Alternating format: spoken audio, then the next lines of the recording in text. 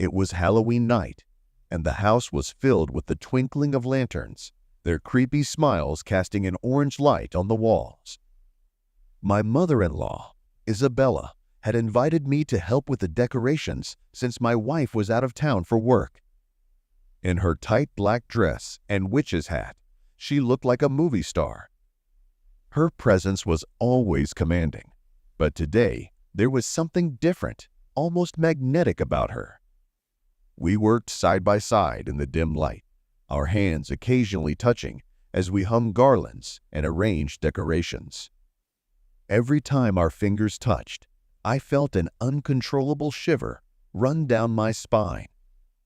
It was a strange mixture of excitement and guilt. I loved my wife, but Isabella's attraction that night was undeniable. There was something in the air, maybe the wine, maybe the night itself, that seemed to blur the lines of propriety. The wine flowed easily as we worked, and the glasses emptied faster than I had anticipated. We talked about everything and nothing. My wife, Isabella's memories of Halloween when she was little, the funny costumes my wife had worn as a child.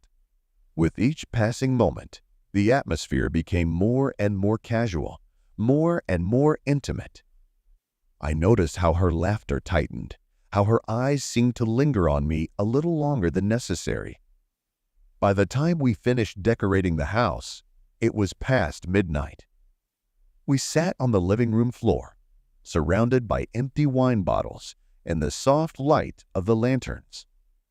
I could feel the warmth of her body next to mine, the faint scent of her perfume enveloping me. There was a tension between us that had been building all evening. I knew it was wrong, but at that moment, I didn't care.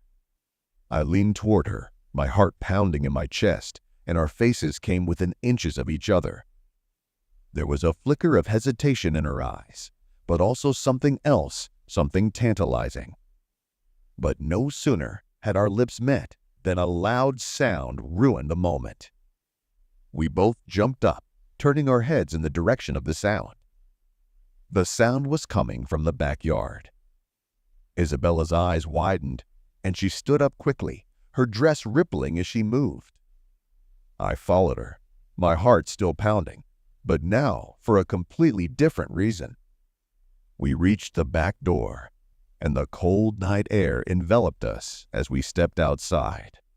The backyard was dark, the only light coming from the lanterns inside the house.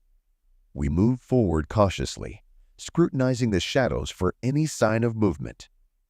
And then we saw the glint of metal on the grass. I knelt down, picked it up, and felt my stomach churn. It was my father-in-law's watch. The glass dial cracked, and the leather strap smeared with something dark. Blood. Isabella gasped, bringing her hand up to her mouth. I stood up, holding the watch between us, realizing the reality of the situation. My father-in-law was supposed to be out of town, as was my wife. What was his watch doing here? And why was there blood on it? "We can't tell anyone about this," Isabella whispered, her voice trembling.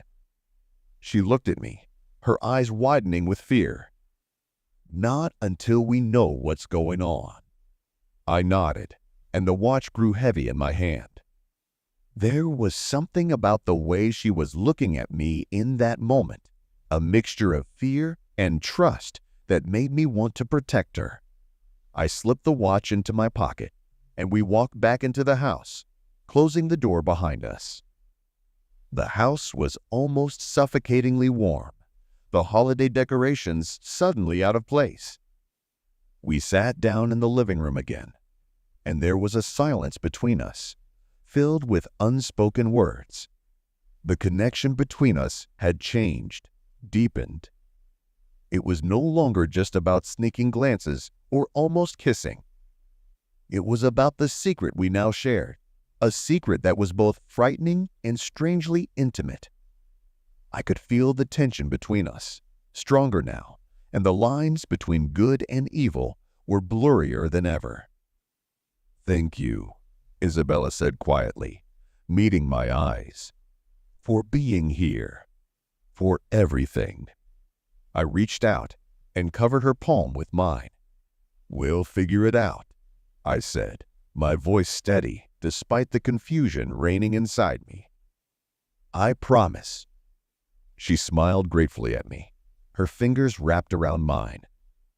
The moment was heavy, filled with emotions I couldn't name. I knew that what had almost happened between us wasn't just the result of wine or the night. It was something real, something that scared me as much as it excited me. The next few days passed in confusion and mystery. My father-in-law didn't come home as expected, and there was no word from him. Isabella and I spoke in raised tones, our conversations constantly returning to clocks, blood, and unanswered questions. We were cautious of those around us, trying to make sure no one noticed the unease that lurked on the surface. One night, a few days after Halloween, Isabella called me. Her voice shook, and I could hear the fear in her words. "Can you come over?" I think someone was in the house." I didn't hesitate. I drove to the car, thoughts of possibilities flashing through my mind. When I pulled up, Isabella was standing in the doorway, her face pale. She led me inside and pointed to the living room. The window was open, the curtains fluttering in the wind. There was a note on the coffee table, written in hurried, almost frantic handwriting. "Don't interfere." My blood ran cold in my veins as I read the note. I looked at Isabella, and her eyes widened with fear. Without thinking, I pulled her to me and pressed her against me. She trembled as she pressed against me, and I could feel her heart beating fast and uncertain. "It's going to be okay," I whispered, though I wasn't sure I believed it myself. "I'll protect you." She pulled away slightly, her eyes searching mine. "Why are you doing this?" she asked, her voice a barely audible whisper. "Why are you risking so much for me?" I hesitated, the words stuck in my throat. Truth be told, I didn't know. Or maybe I did know, but I wasn't ready to admit it, not to her, not to myself. Instead, I simply said, "Because you don't have to go through this alone." Her eyes softened, and for a moment, I thought the world had narrowed to the two of us. The danger, the fear, the uncertainty, all of it was gone. Only the connection between us remained. She leaned down and pressed her lips to mine, and this time I didn't pull away. The kiss was soft, tentative, but filled with all the emotions we'd been holding back. It was a release, a moment of comfort in the midst of chaos. When we finally pulled away, she rested her forehead against mine, her eyes closed. "What are we going to do?" she whispered. I didn't have an answer. All I knew was that I couldn't let anything happen to her. No matter what happened, whoever was behind the threats, I would do everything in my power to keep her safe. Even if it takes crossing a line I never dreamed possible. The days that followed were tense.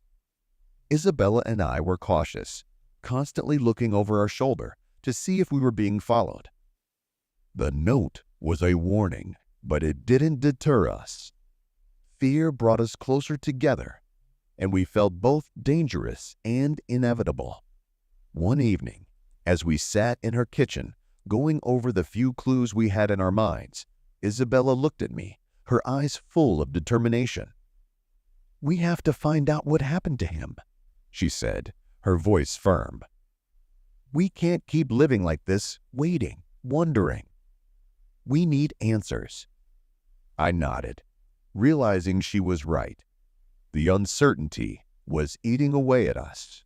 The fear of the unknown was scarier than any truth we might discover. Together, we started piecing together the crumbs of information we had: the watch, the blood, the note. It wasn't much, but it was a start. As we worked, the tension remained between us, a constant undercurrent that neither of us recognized, but both of us felt. The kisses we shared were brief moments, brief respites from the fear that had become our constant companion. I knew it was wrong, knew that what we were doing couldn't be anything more than what it was. But in those moments, it didn't matter. All that mattered was the way she looked at me, the way she made me feel needed, wanted, important. One evening, we got a break. A neighbor mentioned seeing a car parked outside the house on Halloween night, a car that didn't belong to anyone on the street. It was a small clue, but it was something. We started asking questions, trying to figure out who might have been following Isabella, who might have left the note. The deeper we dug, the more dangerous it became. It became clear that whoever was behind this didn't want us to know the truth. There were more notes, more threats, each one scarier than the last. But despite the danger, despite the fear, I couldn't leave.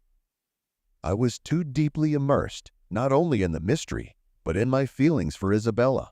One evening, as we sat together in the dim light of her living room, Isabella looked at me, her eyes filled with both fear and something else, something that made my heart ache. "I don't know what I would do without you," she said quietly, placing her hand on my cheek. I covered her hand with mine and ran my thumb over her skin. "You don't have to find out," I said, my voice rough with emotion. "I'm not going anywhere." She smiled, a sad, grateful smile, and leaned in, meeting my lips with hers. The kiss was slow, filled with all the words we couldn't say. In that moment, I realized no matter what happened, no matter what the future held, I would do anything to protect her, to keep her safe, even if I had to lose everything else to do it. The night we finally learned the truth was both a relief and a new kind of horror. The one behind the threats, the one who had been following us, was someone we had in no way expected a family friend, a man who was close to Isabella's husband. He had learned of Isabella's husband's infidelity and, driven by a twisted sense of loyalty, decided to punish Isabella for her husband's sins. Confronting him was terrifying. He was unhinged, his anger and obsession clear in every word. But Isabella and I stood together, not letting him control us any longer. The police were called, and he was taken away, and his threats were finally over. Afterward, we felt both relief and loss. The danger was gone, but so was the strong bond that bound us together. Isabella and I realized that what we had would never last, that the bond we had formed in the midst of fear and danger could not survive the light of day. We quietly said our goodbyes. The love we shared was unspoken but clear. It was a love born out of fear, out of necessity, and though it was real, it could not last. I left that day with a heavy heart, knowing I had done the right thing, even if it meant losing her. Now, as I sit here writing these lines, I can't help but think back to that Halloween night, the night that changed everything.